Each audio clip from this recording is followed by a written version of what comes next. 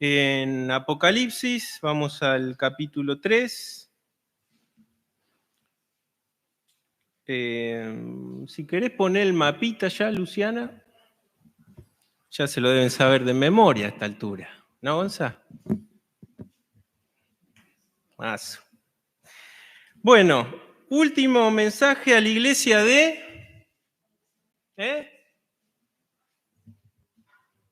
Chequen ahí, si de última. La Odisea, ahí está el número 7. Poné el otro mapita, así vemos un poco la reacción, ahí está la geografía, ampliamos ahí. Fíjense lo importante de dónde está situada, porque tiene mucha relación con Hierápolis y con Colosas también, ¿sí? De hecho, eran 3 ciudades muy relacionadas y la ruta que ustedes ven hacia la izquierda va a Éfeso directamente. La Odisea era como un núcleo fundamental en el cruce de las rutas, porque para el norte se iba a las ciudades que ya vimos de las iglesias pasadas, y después tenías todo el pasaje hacia el sur y hacia el este, Colosia, y también hacia el puerto de Éfeso. O sea que era un lugar estratégico. La Odisea, posiblemente para la época que escribe Juan, era una de las ciudades más ricas de todo Asia Menor, ¿sí? De hecho, ¿saben qué? Aproximadamente en el 61 después de Cristo hubo un terremoto que la tira abajo, la devastó completamente. Y cuando el imperio le quiso dar dinero, ¿saben qué dijeron?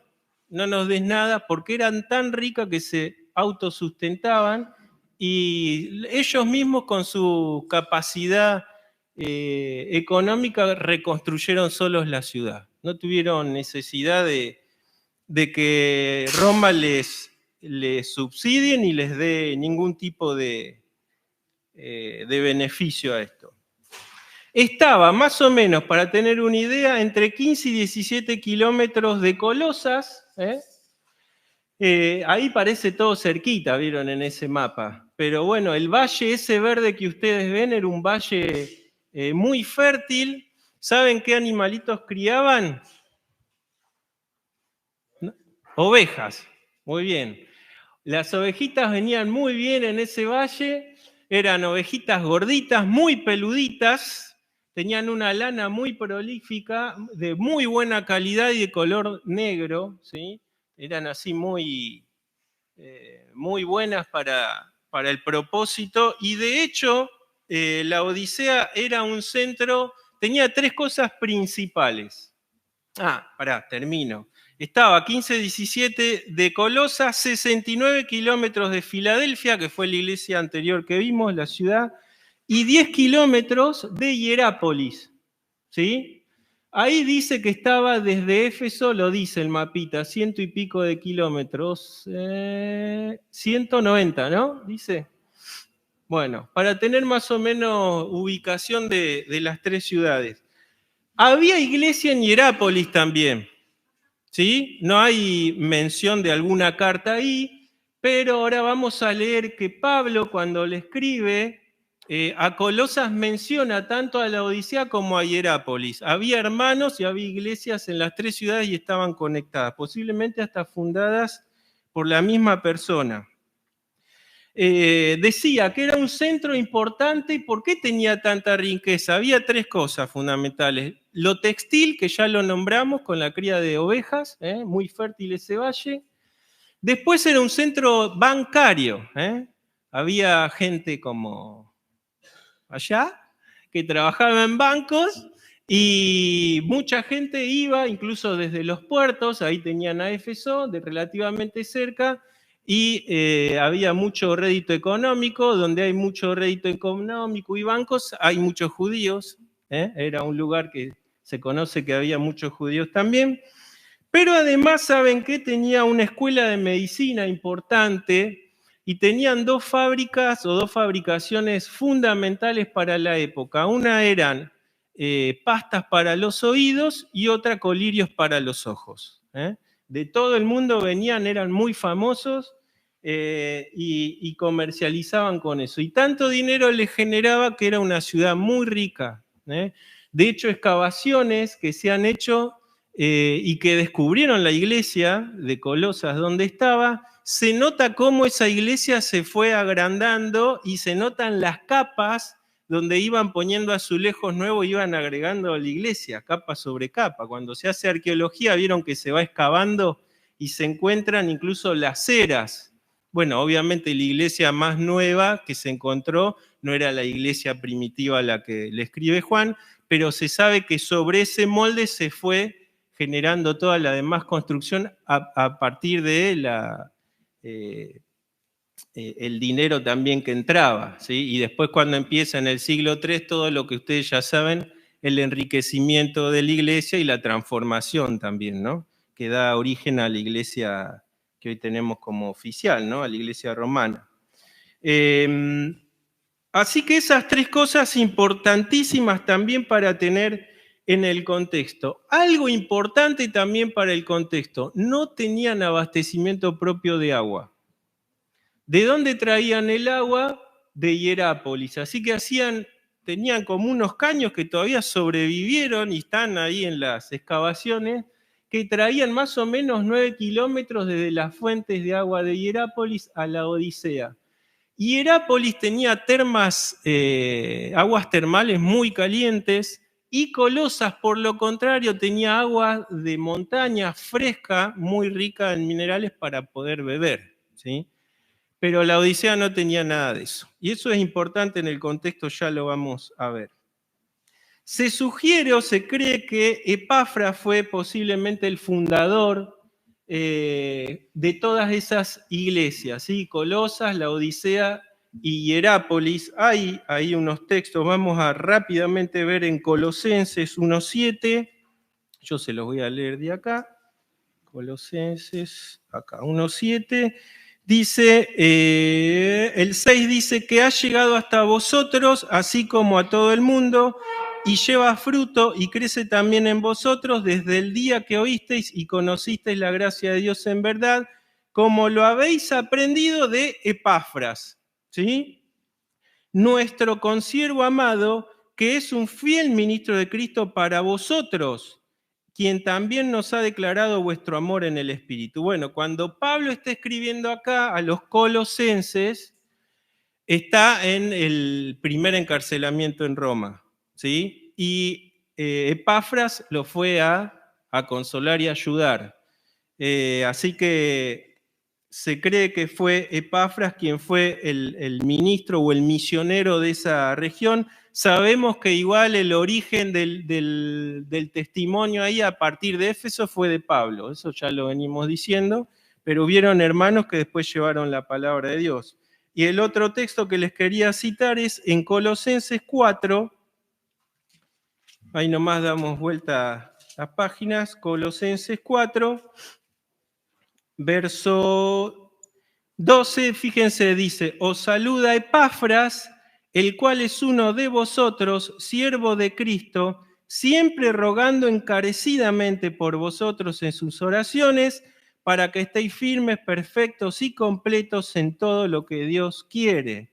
Porque de él doy testimonio de que tiene gran solicitud por vosotros, fíjense, y por los que están en la Odisea y los que están en Hierápolis, ¿sí? O sea, este hermano era un misionero ahí, de esas tres ciudades. Os saluda Lucas, el médico amado, y Demas, ¿sí? Todavía Demas estaba con Pablo, acuérdense, en el segundo encarcelamiento se las toma, ¿sí?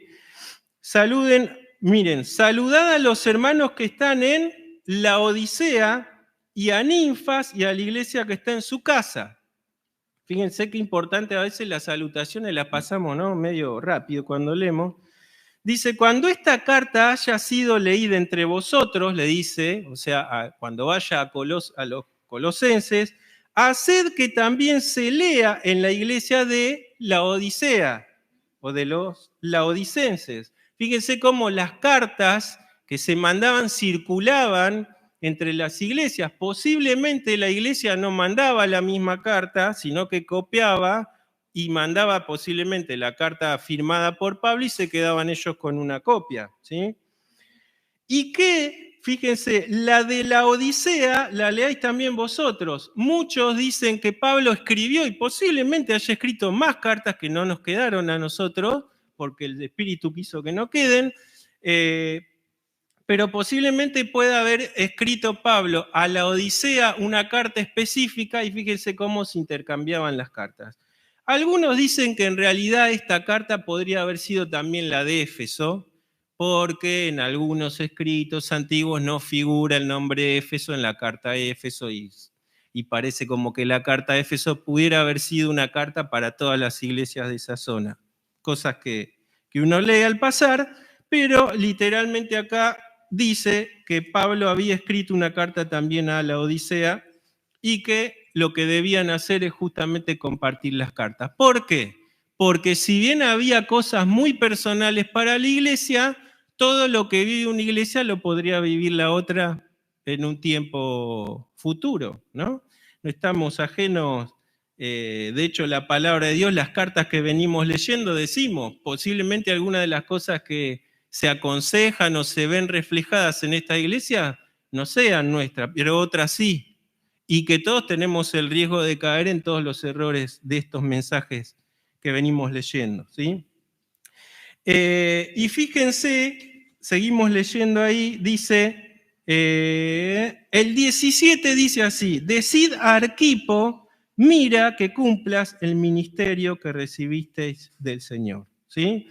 Arquipo, por unos papeles, unos manuscritos que aparecen en el siglo III, que se llaman las Constituciones Apostólicas, se registra, donde se registraban los obispos de las iglesias, se dice que este Arquipo fue el primer obispo de la Odisea, ¿sí?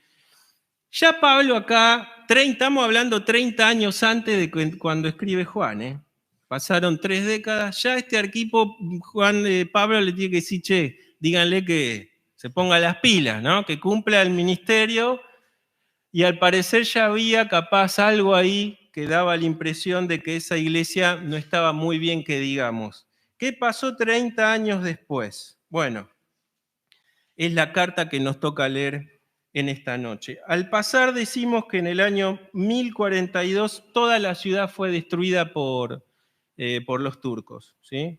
Y hoy, dentro de lo que es el Asia Menor y todas las excavaciones, una de las ciudades menos excavadas. Recién ahora se está logrando excavar mucho más, pero hay muy pocas excavaciones y una de las cosas que sí se lograron excavar y descubrir fue la iglesia que estaba allí, ¿sí? Y de hecho se puede visitar y se puede ver incluso cómo esa iglesia fue creciendo, hasta tenían un bautisterio redondo, impresionante, o sea que se nota que también había opulencia en ese lugar. Rápidamente Luciana pone un videíto corto de la actualidad también de esa zona. La última de las 7 cartas en el libro de Apocalipsis fue dirigida a la iglesia en la Odisea.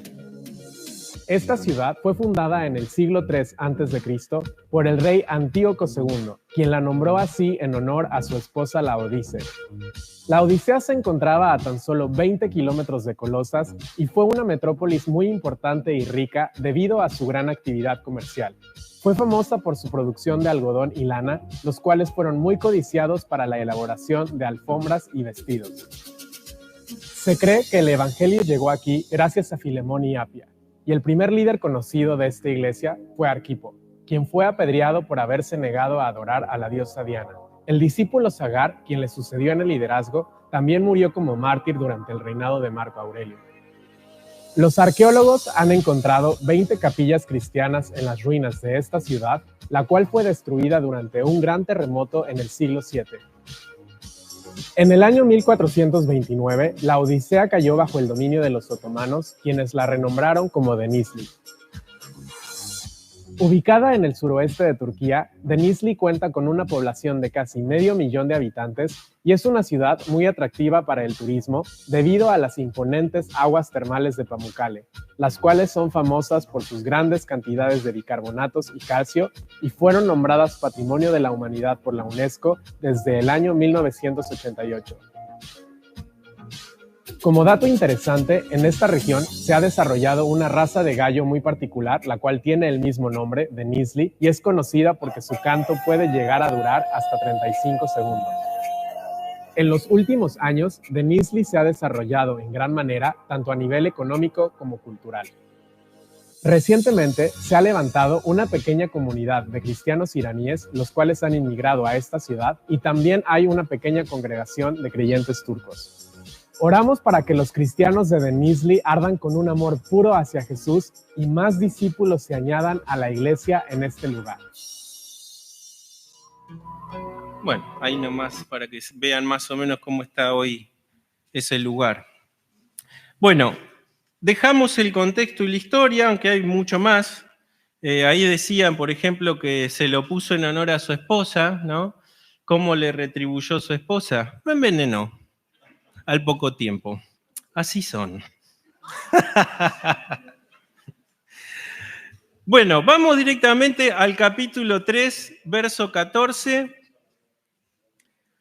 Dice, y escribe al ángel de la iglesia en la Odisea, he aquí el amén, el testigo fiel y verdadero, el principio de la creación de Dios dice esto, yo conozco tus obras, que ni eres frío ni caliente, ojalá fuese frío o caliente, pero por cuanto eres tibio y no frío ni caliente, te vomitaré de mi boca, porque tú dices, yo soy rico y me he enriquecido y de ninguna cosa tengo necesidad, y no sabes que tú eres un desventurado, miserable, pobre, ciego y desnudo. Por tanto, yo te aconsejo que de mí compres oro refinado en fuego para que seas rico y vestiduras blancas para vestirte y que no se descubra la vergüenza de tu desnudez. Y unge tus ojos con colirio para que veas. Yo reprendo y castigo a todos los que amo. Sé pues celoso y arrepiéntete. He aquí yo estoy a la puerta y llamo. Si alguno oye mi voz y abre la puerta, entraré a él y cenaré con él y él conmigo. Al que venciere, le daré que se siente conmigo en mi trono, así como yo he vencido y me he sentado con mi Padre en su trono. El que tiene oído, oiga lo que el Espíritu dice a las iglesias. De todos los mensajes que hemos leído hasta acá, ¿qué les parece este mensaje? ¿Hay algo bueno acá? Fíjense en comparación, por ejemplo, con Sardis, el capítulo 3, verso 4, dice, tienes unas pocas personas en Sardis que no han manchado sus vestiduras. Por lo menos en esa iglesia quedaban algunos. ¿Y acá? Al horno, ¿no? Algunas cosas porque no nos da el tiempo para analizarlo todo, pero sí quiero que toquemos algunos puntos importantes. En primer lugar, vemos, sí, por ejemplo, que en las cartas siempre el Señor Jesús se manifiesta y nombra algunas de sus características, no se repiten por lo general y en algunas sí, por ejemplo, en el mensaje a Filadelfia, él hablaba de el verdadero y acá lo vuelve a decir, ¿no? El testigo fiel y el verdadero. Pero dice aquí el amén, y no es común que se manifieste así. Posiblemente también esto se pueda complementar con 2 Corintios 1:20, que dice que Cristo es el sí y el amén de Dios, ¿sí? Lo que significa que es la revelación o la revelación de Dios haya la perfecta respuesta y el perfecto cumplimiento en él, ¿sí? Por tanto, en Cristo se hacen firmes todas las promesas divinas. Por eso dice el amén y va ligado a lo verdadero, ¿sí? Él dijo directamente a sus discípulos, yo soy el camino, yo la verdad, yo la vida, ¿sí? Nadie viene al Padre sino por mí, y es como se presenta también a esta iglesia lo necesario de saber de que en Jesucristo está la verdad absoluta, y por eso el mensaje lo tenían que escuchar y prestar atención. Y dice algo importante también a recalcar, el principio de la creación de Dios. Hay todavía sectas que creen que Jesús es un ser creado, el primer ser creado. No es de ahora. Arrio también en su tiempo, ¿sí? El arrianismo también marcaba esto, que decían que Jesús no era Dios, ¿sí? Sino era un ser creado. Bueno, eso es porque nosotros entendemos que las traducciones a veces pueden generar algunas complicaciones, ¿no? En la interpretación, lo mismo cuando leemos el primogénito de la creación, no se refiere al primero creado de la creación, sino que el término griego expresa mucho más. Por ejemplo, acá puede significar el iniciador, el autor o el instaurador, ¿sí? De la creación. Y por ejemplo, en Juan 1.3, nosotros leemos, ahí yo se los leo rápido, a ver si lo tengo acá. Lucas.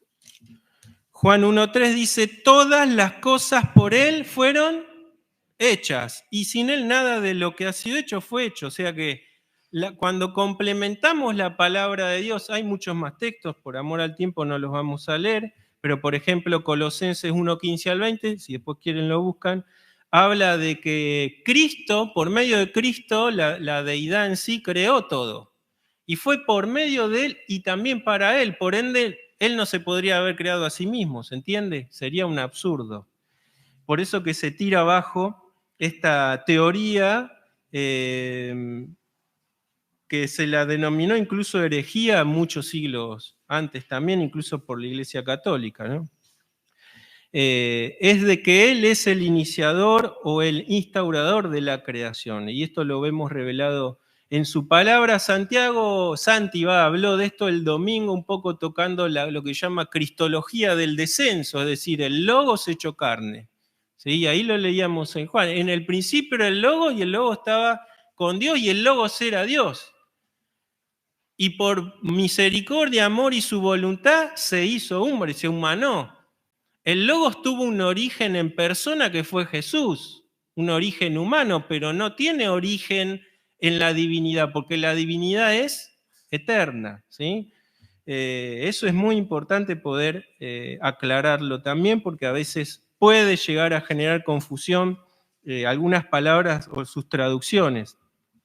Ahora vamos a un punto importante. Siempre Jesucristo conoce nuestro corazón, conoce, no le podemos engañar, y siempre a las cartas, a las iglesias le dice, cuidado que yo conozco tus obras. No importa lo que vos aparentes ser, yo conozco realmente lo que sos. Y el 15 dice, ni eres frío ni caliente, ojalá fueses frío o caliente. Y acá es importante, por eso siempre no me canso de decirles estudiar el contexto donde se escribe, porque puede llegar a generar mala interpretación. Si yo interpreto esto literal, podría pensar que para Jesús es lo mismo un cristiano carnal que un cristiano lleno del Espíritu.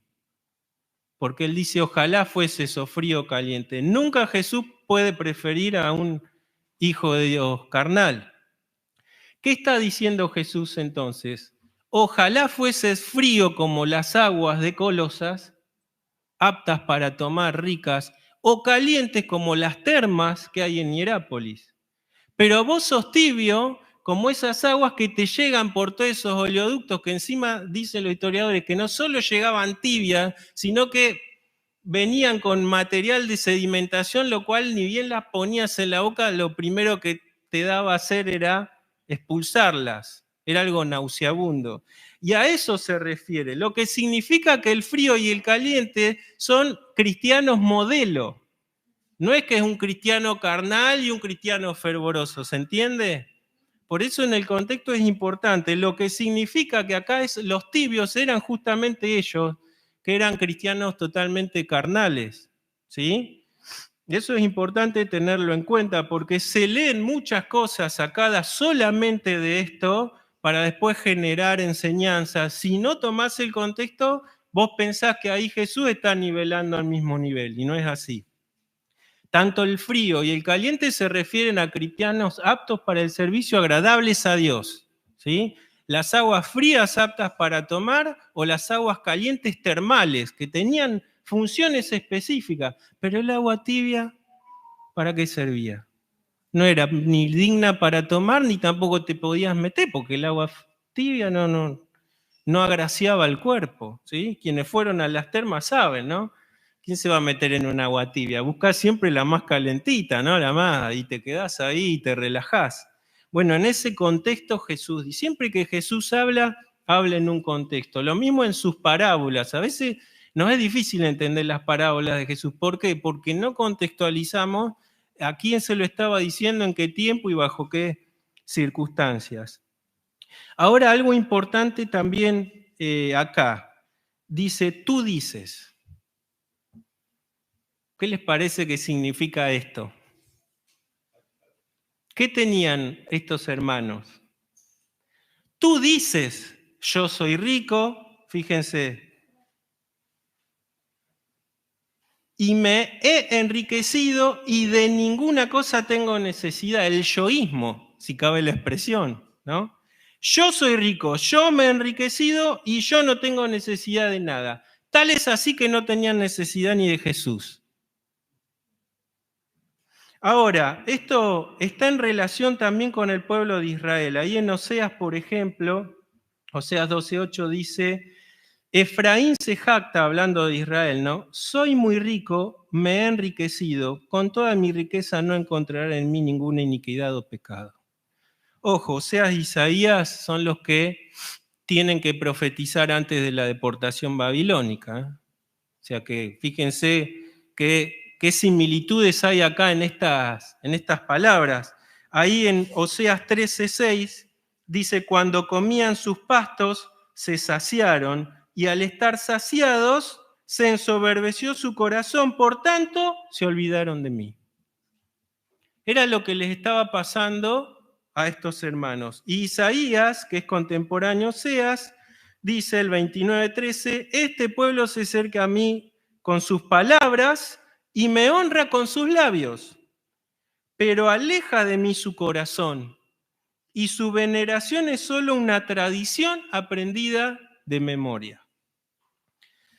Posiblemente esta iglesia era una iglesia grande, era una iglesia muy pudiente, quizás tendrían los mejores cultos a la vista, las mejores cosas, y por eso decían obviamente, yo soy rico, me he enriquecido y de ninguna cosa tengo necesidad, y replicaban lo que la ciudad también había pasado con ese terremoto. No aceptó la ayuda de Roma y dijo, yo soy capaz de reedificarme sola, no tengo necesidad de nada. Cuando el mundo se mete a la iglesia, ¿no? Nosotros tenemos que ser sal y luz porque el mundo está en tiniebla. El problema es que a veces el mundo se mete adentro de la iglesia.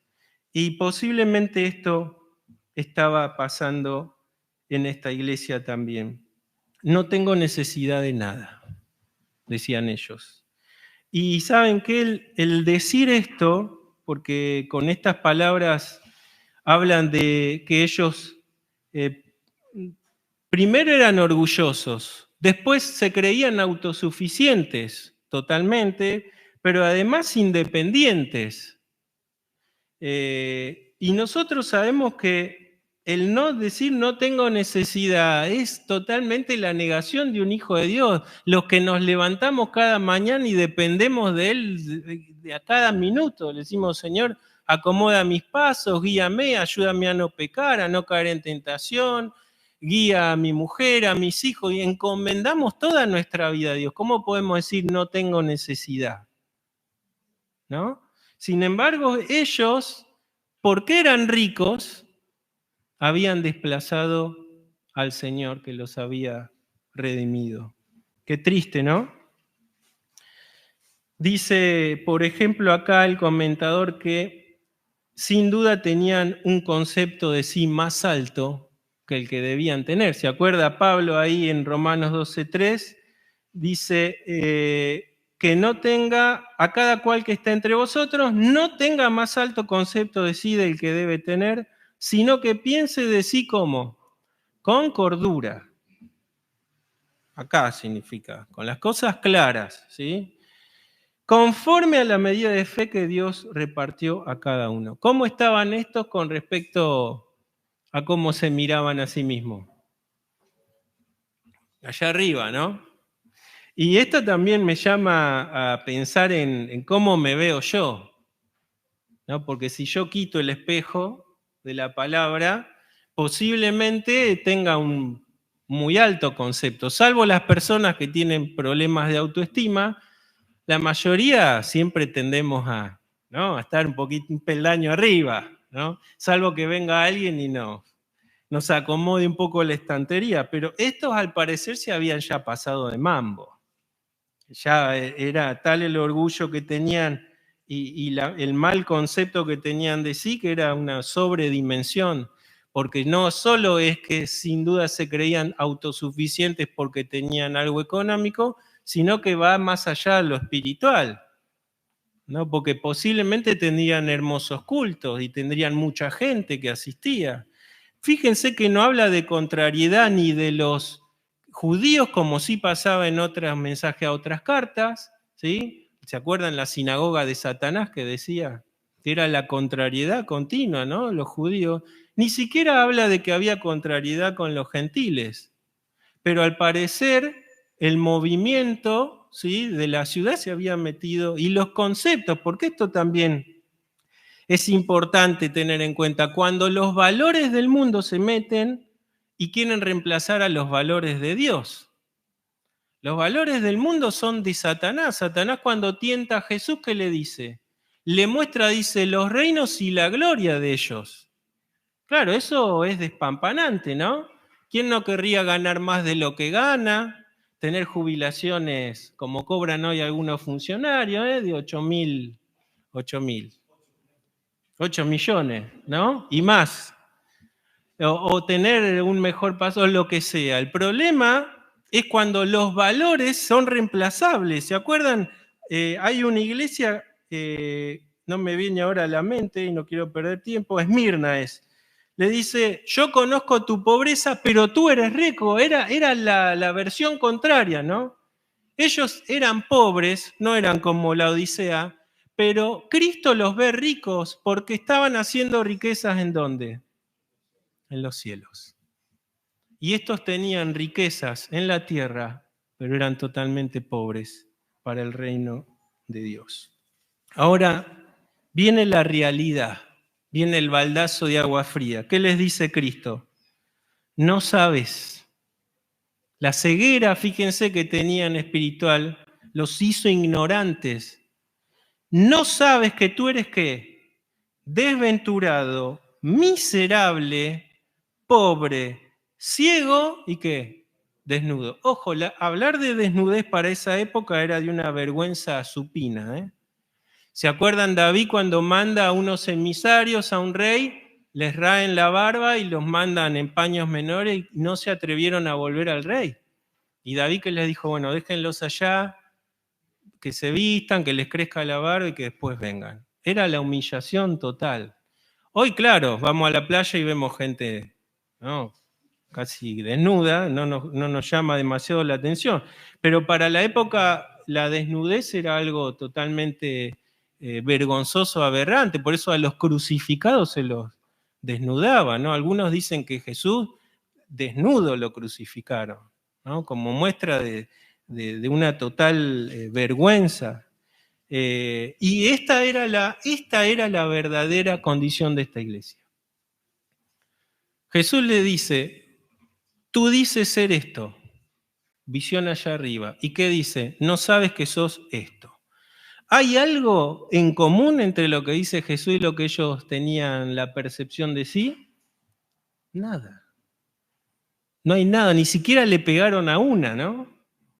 Era totalmente algo terrible. Y fíjense cómo es importante encajar acá el contexto, ¿no? Porque ellos, a pesar de tener las mejores fábricas textiles y seguramente la mejor pilcha, Jesús le dice, ustedes, a pesar de eso, están desnudos. Tienen los mejores colirios para los ojos, pero ustedes están ciegos. Y tienen bancos y acumulan oro, pero ustedes son pobres. Terrible la condición de esta congregación. Dice Juan 9:39, Jesús mismo decía, para juicio he venido yo a este mundo, para los que no ven, vean, y los que ven, sean cegados. Entonces algunos de los fariseos que estaban con él al oír esto, le dijeron, ¿acaso nosotros somos también ciegos? Jesús les respondió, si fueras ciegos, no tendrías pecado, mas ahora porque decís, vemos, vuestro pecado permanece. Es el contexto distinto, pero similar tema, porque los fariseos, ¿qué decían de sí? ¿Qué concepto tenían de sí? También allá arriba. Ellos se creían los supremos, ¿no? Y Jesús, ¿qué le dicen? Porque ustedes dicen que ven, o sea, que son la élite, en realidad ustedes son ciegos, ¿sí? O sea, su pecado permanece. No había en ellos humildad para reconocer que posiblemente ni siquiera eso podrían necesitar instrucción o enseñanza. Por eso Jesús le dice, ustedes en esa condición soberbia seguirán ciegos y su pecado va a permanecer. Y esta era la condición también de esta congregación. Ahora, me encanta esto, dice, porque no se queda solo Jesús con esa condición. Siempre Jesús que te va a marcar un error, te va a dar la senda también, ¿sabes qué? Para revertir la condición. Y Jesús que dice, por tanto yo te aconsejo que de mí compres. No compras del pastor, no compras de la iglesia, no compras de una filosofía, de una teología en especial o de un seminario. Jesucristo dice, vas a comprar de mí. La fuente para corregir nuestra vida, nuestros errores, nuestros desaciertos es Jesucristo. Y siempre tenemos que recurrir a Él. Como decía Isaías, ¿no? Comprad sin dinero y sin precio. Y esto les dice, ¿no? ¿De mí qué tenés que comprar? Bueno, el oro refinado en fuego. Posiblemente se pueda referir a la fe. ¿Se acuerdan que Pedro habla de la fe más preciosa que el oro? ¿Se acuerdan que es probada por el fuego? Después dice para que seas rico, porque espiritualmente eran pobres, y vestiduras blancas para vestirse. La blancura habla de qué? De justicia y de santidad. Ellos tenían las mejores vestidas, muchos dicen que vestían mucho de negro por la lana que tenían, y acá Jesús le dice, no, comprá de mí vestiduras y vestiduras blancas, porque el único que tiene capacidad de justificar y santificar es Jesucristo. Dice, y que no se descubra la vergüenza de tu desnudez, y unge tus ojos con colirio para que veas. El colirio que solamente puede dar Jesucristo. Efesios 1, 17 y 18 dice, para que el Dios de nuestro Señor Jesucristo, el Padre de gloria, os dé espíritu de sabiduría y de revelación, fíjense, en el conocimiento de Él, alumbrando ¿qué? Los ojos de vuestro entendimiento. ¿Para qué? Para que sepáis cuál es la esperanza a que Él os ha llamado y cuáles las riquezas de la gloria de su herencia en los santos. A veces Pablo parece ser medio trabado, ¿no? Cuando explica algo, pero cuando lo desmenuzamos es impresionante porque nos habla justamente que la única capacidad de poder ver con claridad las riquezas espirituales, aún la esperanza, hermano, nuestra esperanza también puede estar cegada muchas veces.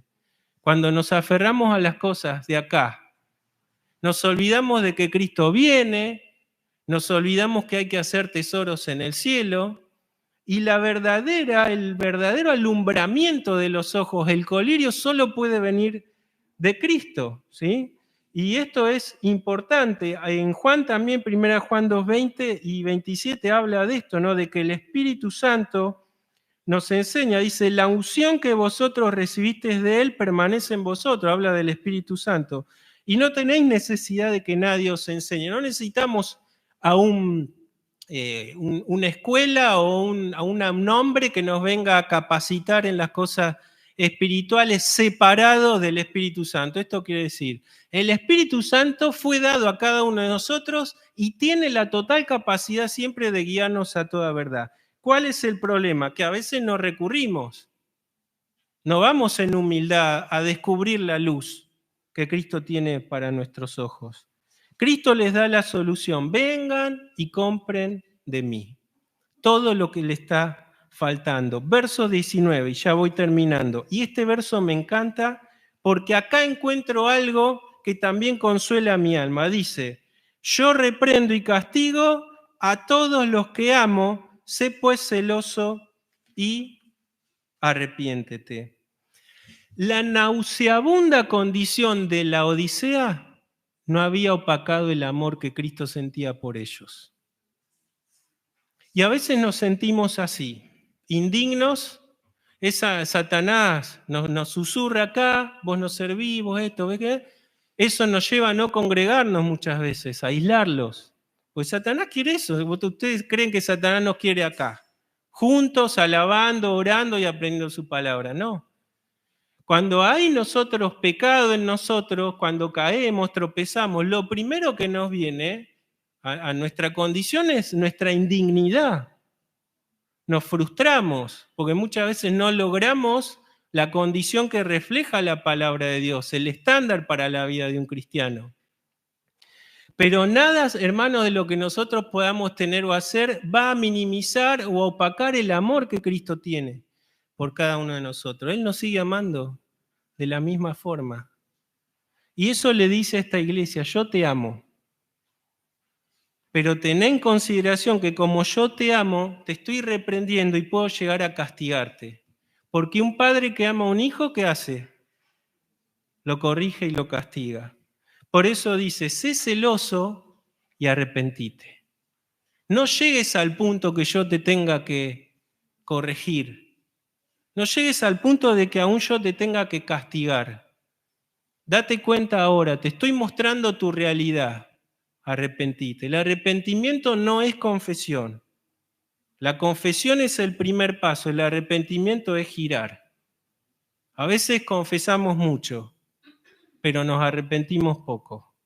Le decimos a Dios, Señor, ¿sabes qué? Le erré en esto. Pero mañana, si vuelvo a decirle lo mismo, Señor, otra vez le erré en esto. No, lo mismo encima, ¿no? Caemos en el mismo pozo. El arrepentimiento es la confesión, pero el girar 180 grados. Hacía esto, no lo hago más. Y eso es lo que le está diciendo el Señor a esta congregación. Yo te amo, te estoy reprendiendo y puedo llegar a castigarte. Sé celoso y arrepentite. Creo que es lo más positivo de toda esta carta, ¿no? Que leemos acá, porque uno la lee de corrido y dice, estos van al muere total, ¿no? Sin embargo, vemos el amor de Cristo por la iglesia, aún a pesar de la condición que estos hermanos tenían. Y esto a mí me llena de consuelo, saber que Él no me deja tirado, ¿no? ¿Se acuerdan? Israel en un momento, a pesar de todos los profetas que le mandó, miren, les mandó más profetas poderosos, entre comillas, que al reino del sur.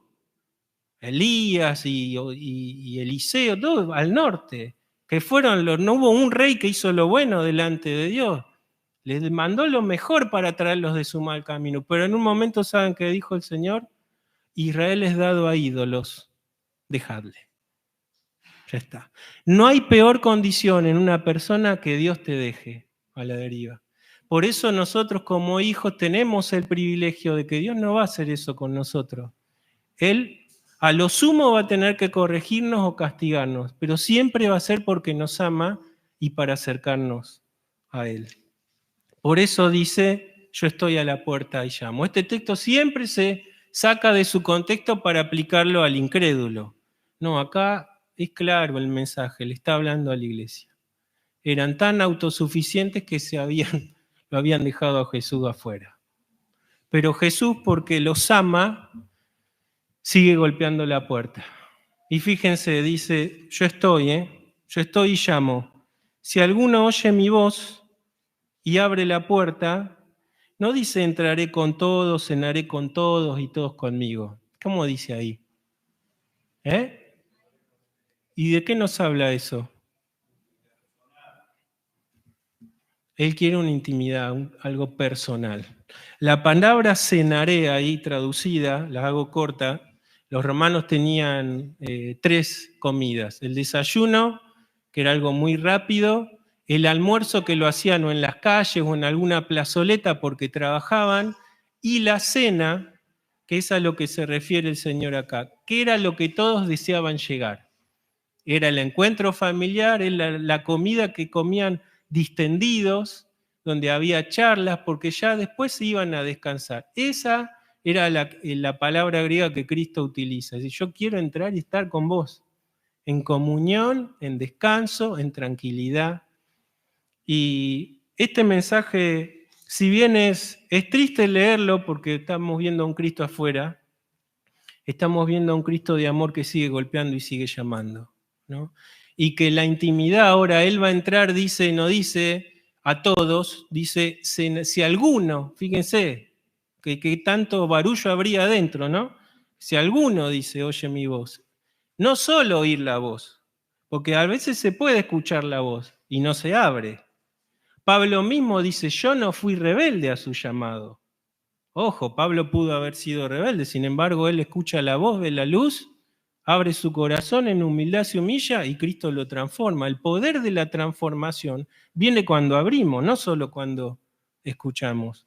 Y ahí viene la promesa de él. Dice que él cenará conmigo y va a haber solaz, va a haber tranquilidad y sin duda va a haber fiesta. Al que venciere, le daré que se siente conmigo en mi trono, así como yo he vencido y me he sentado con mi Padre en su trono. Simplemente, para no expandir mucho más, el tema está hablando acá de cómo Cristo comparte aún el reinado, ¿no? Nos hablaban hace poco del tema del Apocalipsis, reinaremos con Él.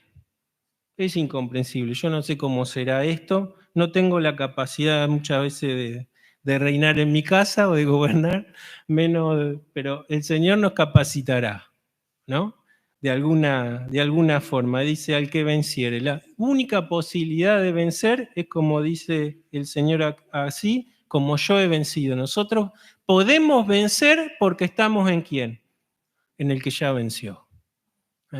Lo que tenemos que hacer es ser celosos, arrepentirnos de las cosas que nos generan obstáculos a la hora de glorificar a Dios, porque nuestra vida es solo para glorificarle a Él. Y hay promesas eternas. A ellos les promete reinar y a nosotros también, ¿no? Pero ¿cuántas promesas más tenemos de parte de Él? Por eso termina diciendo, el que tiene oído, que oiga lo que el Espíritu dice a las iglesias. Y hoy, una vez más, como iglesia, el Señor nos habla y que nuestros oídos puedan siempre estar abiertos no solo a la palabra de consuelo, también a la palabra de exhortación y de amonestación. Que Dios bendiga su palabra.